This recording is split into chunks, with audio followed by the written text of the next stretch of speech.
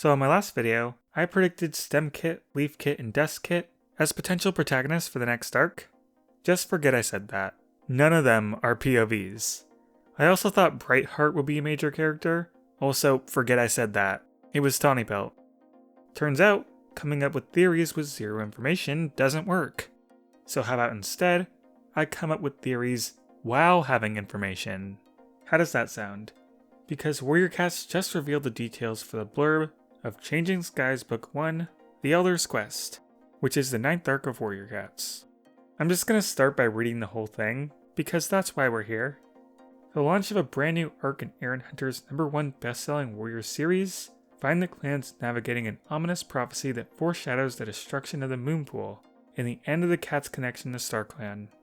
As Leafbear approaches, a new danger threatens the clans.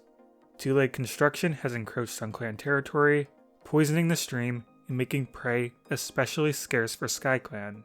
Meanwhile, their leader Leafstar is struggling with the loss of vision while trying to maintain authority over a clan that increasingly doubts her ability to lead.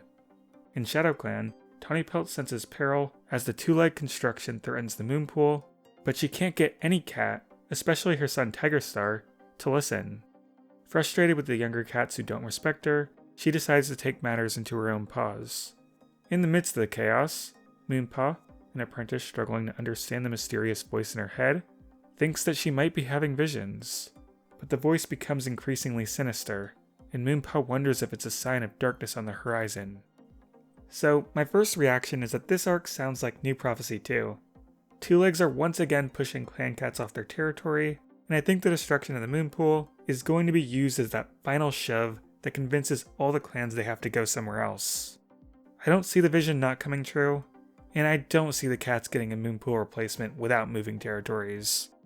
In the grand scheme of Warrior Cats, this needed to happen. The original forest was used as clan territory for 2.5 arcs, and the lake was used as clan territory for 5.5 arcs. It's pretty reasonable to assume the writing team would want a new setting at this point. They've exhausted the stories they could tell with the landmarks around the lake, which there were already very few of. But this is New Prophecy 2 in more ways than just changing territory, because we have questing back, and we have Tawny Pelt back. I think this is the reunion tour of our original Prophecy Cats group from the first New Prophecy. The book title is The Elder's Quest, apostrophe after the S meaning elders plural, so Tawny Pelt, seeming to be a POV, will presumably join other older cats on this quest. And in the article, they reveal that Tawny Pelt is with Crowfeather on the front cover of the book. So, Tawny Pelt, Crowfeather. When you see those two together, you can only think about them both being New Prophecy cats. There's also a chance Brambleclaw could join them, as Tawny Pelt's part of the blurb suggests she needs older cats to understand her, and her own brother seems like the first cat she would go to. But Squirrel Star, I think she will be responsible and not leave ThunderClan to go on this quest. Because we know Ivypool is still most likely on her quest at this time, and Squirrel Star would not leave ThunderClan with no leader or deputy. So where would Tawny Pelt and Crowfeather go? Daco helped me figure this part out. The mountains! Both cats not only visit the mountains in their original quest, but also Crowfeather went during Outcast and Tawny Pelt during her novella. Both are very connected to the tribe cats, and Crowfeather especially because of his lost love Feathertail. But the main reason for them visiting the mountains would be Stormfur. I think the 5 Prophecy Cats are getting the band back together in order to convince the 5 clans it's time to move territory. Leafstar and SkyClan would already be on board because they're the most affected, so that leaves ShadowClan, who needs Tawny Pelt to convince them, WindClan, who needs Crowfeather to convince them, ThunderClan has it easy because Squirrel Star is leader, so she can just order everyone to go, and finally RiverClan.